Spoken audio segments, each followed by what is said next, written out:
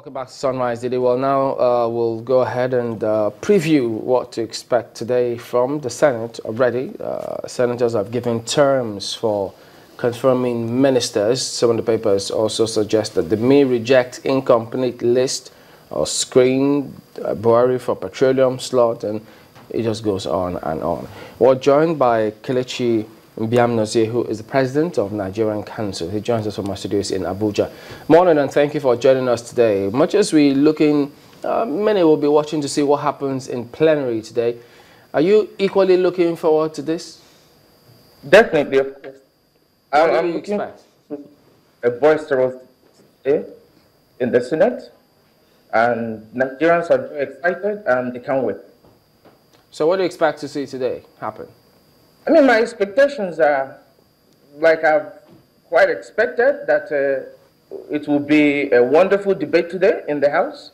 For the first time in the history of this country, we are hearing first the people that are appointed to serve as ministers in this government, without Nigerians having information before now. All the things in the social media and in the news, I will call them rumors, because like Senator Dino Malay rightly stated, it's only the president of the Senate that can announce the list, and when we see the names, then we can begin to make a judgment on what next we should do as a country.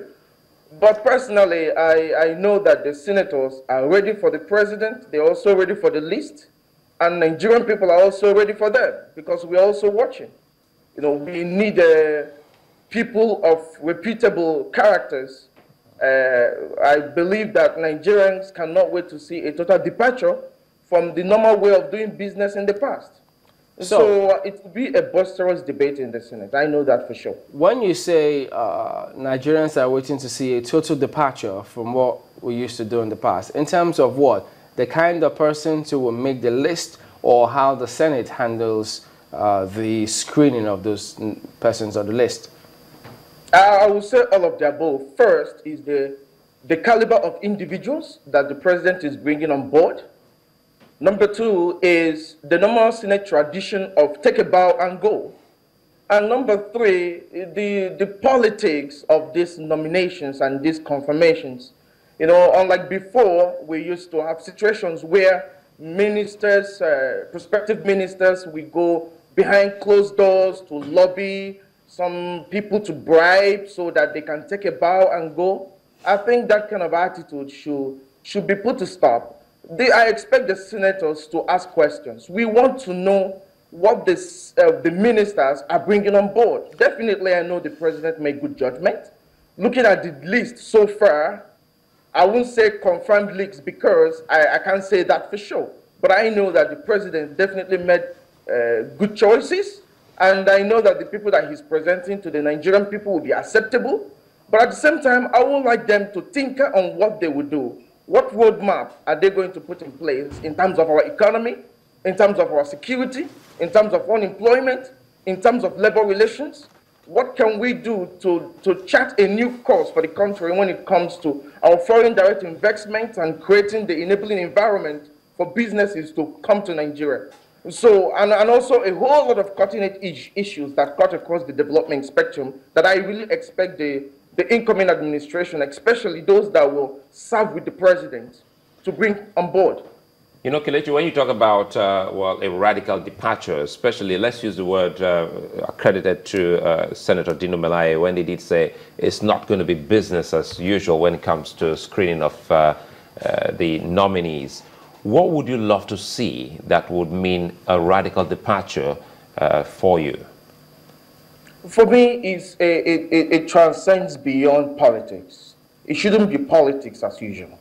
First, if you are a minister and you want to serve the people of Nigeria, definitely the president must have found you worthy. And you should be acceptable to the Nigerian people. So you should be someone who will have the love of country first.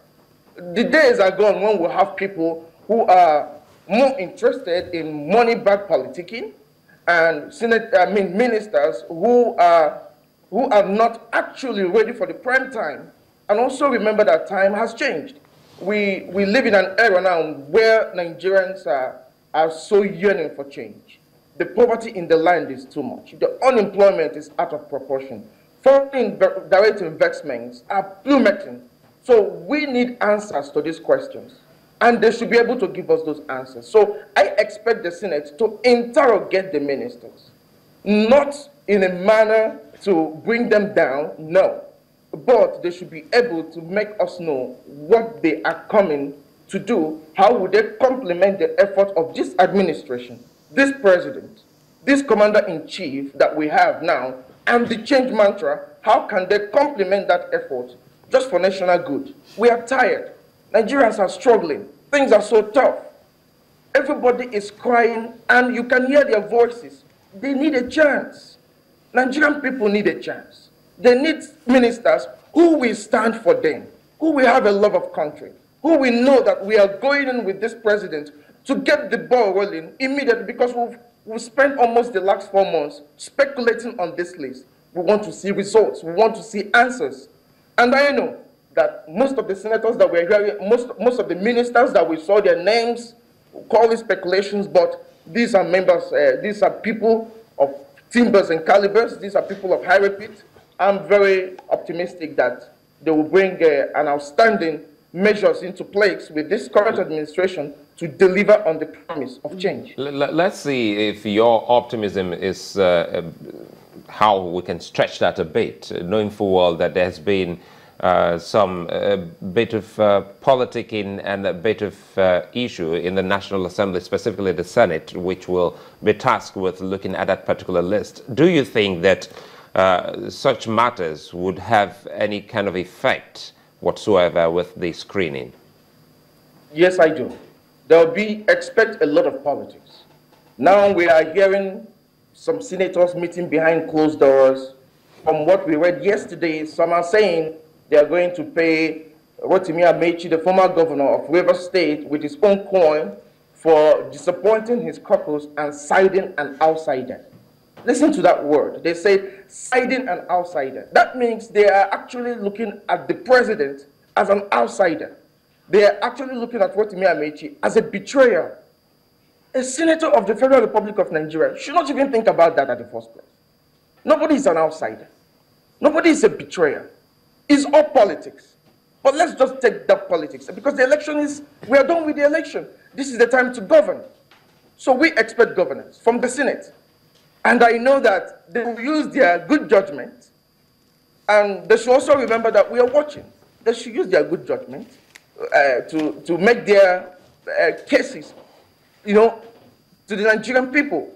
You see, Kaduna State, some people are arguing that Amina Mohammed is not an indigene. Are you serious?